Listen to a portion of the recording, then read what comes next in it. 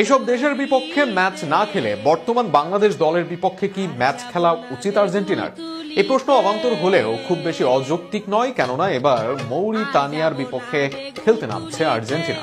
যেদিন তাদের নামার কথা ছিল স্পেনের বিপক্ষে, সেদিন তারা এমন এক দলের বিপক্ষে খেলতে নামছে যাদের র্যাঙ্কিং 115। বিশ্বকাপ খেলতে পারেনি কখনো, আর এবার তো সুযোগ পায়নি আফ্রিকান কাপেই খেলার। তবে সেই দেশের নামই বিশ্বের কাছে পরিচয় করিয়ে দিচ্ছে আর্জেন্টিনা।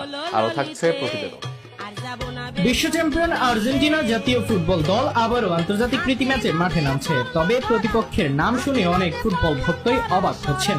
স্পেনের বিপক্ষে বহুল প্রতীক্ষিত ফিনালিসিমা ও পরে গুয়াতেমালার বিপক্ষে নির্ধারিত ম্যাচ বাতিল হওয়ার পর নতুন সূচি ঘোষণা করেছে আর্জেন্টিনা ফুটবল ফেডারেশন।